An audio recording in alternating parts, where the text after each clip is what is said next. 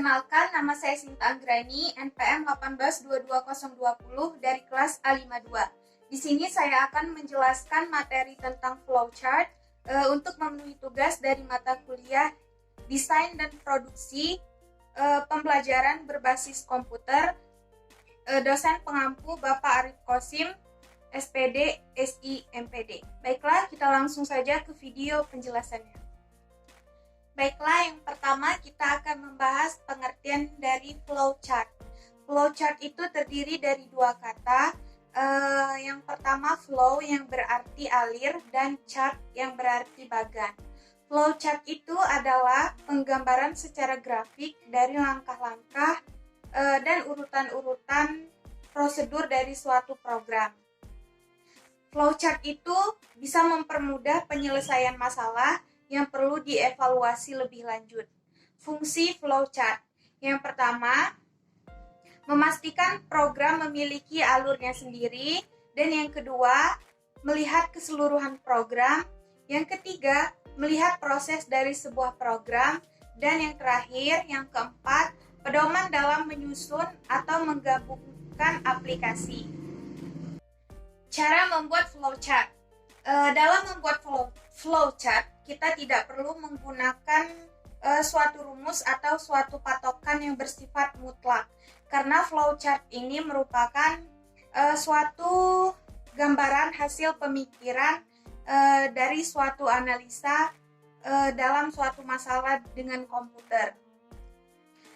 Dan secara garis besar, setiap pengolahan selalu terdiri dari 3 bagian utama. Yang pertama yaitu input berupa bahan mentah, dan yang kedua yaitu proses pengolahan, dan yang ketiga output berupa bahan jadi. Dan selanjutnya yaitu pedoman membuat flowchart. Bila seorang analisa atau seorang programmer ingin membuat suatu flowchart, ada beberapa petunjuk yang harus diperhatikan. Yang pertama, flowchart digambarkan dari halaman atas ke bawah dan dari kiri ke kanan. Yang kedua, aktivitas yang digambarkan harus didefinisikan secara hati-hati. Yang ketiga, kapan aktivitas akan berlangsung atau dimulai dan berakhir harus ditentukan secara jelas. Yang keempat, setiap langkah dari aktivitas harus diuraikan dengan menggunakan kata kerja. Yang kelima, setiap langkah dari aktivitas itu harus berada pada urutan yang benar. Dan yang terakhir, lingkup dan rank dari aktivitas yang sedang digambarkan harus ditelusuri dengan hati-hati. Dan untuk pengolahan dengan data dengan komputer dapat dirangkum urutan dasar untuk memecahkan masalah. Yang pertama, ada start yang berisi instruksi untuk persiapan peralatan yang diperlukan sebelum menangani pemecahan suatu masalah tersebut. Dan ada read berisi instruksi untuk membaca data dari suatu peralatan input. Dan ada proses yang berisi tentang kegiatan yang berkaitan dengan pemecahan persoalan yang sesuai dengan data yang telah kita baca. Dan ada write berisi instruksi untuk merekam hasil kegiatan ke peralatan output. Dan yang terakhir ada end, yaitu untuk mengakhiri kegiatan pengolahan. Jenis flowchart. Flowchart ini terbagi menjadi 5 jenis. Yang pertama, bagan alir sistem atau sistem flowchart. Flowchart ini merupakan bagan yang menggambarkan arus pekerjaan secara keseluruhan dari sistem. Contohnya, flowchart sistem dalam suatu pabrik, alur kerja produksi suatu barang, dan masih banyak yang lainnya. Bisa kita lihat pada gambar di samping, yaitu contoh dari bagan alir sistem atau sistem flowchart. Yang selanjutnya, bagan alir dokumen atau dokumen flowchart.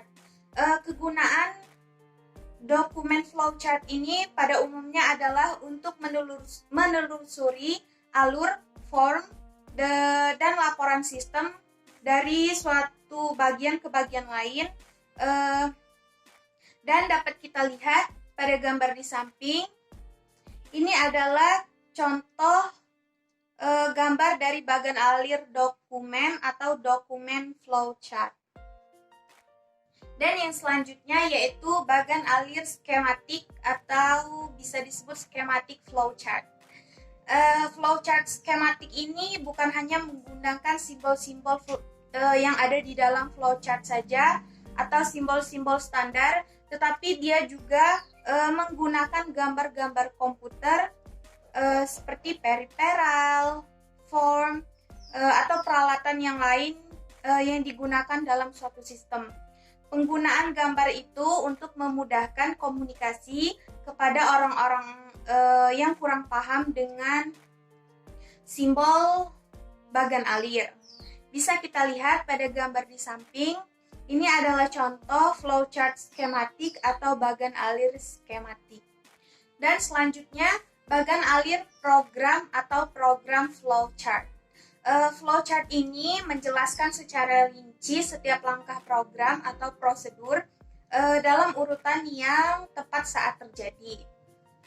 Dan programmer menggunakan flowchart ini untuk menggambarkan suatu urutan instruksi dari program komputer.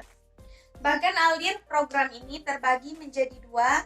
Yang pertama, bagan alir logika program atau program logic flowchart, dan yang kedua, bagan alir program komputer terinci atau detail komputer program flowchart. Dan bisa kita lihat juga pada gambar di samping, ini adalah contoh dari bagan alir program atau program flowchart. Dan yang terakhir yaitu bagan alir proses atau proses flowchart. Flowchart proses ini merupakan teknik penggambaran rekayasa industrial yang memecah dan menganalisis langkah-langkah selanjutnya dalam suatu prosedur atau sistem. Flowchart proses ini memiliki 5 simbol khusus. Bisa kita lihat pada gambar di bawah pengertiannya. Dan bisa kita lihat juga pada gambar di samping, ini adalah contoh dari bagan alir proses atau proses flowchart.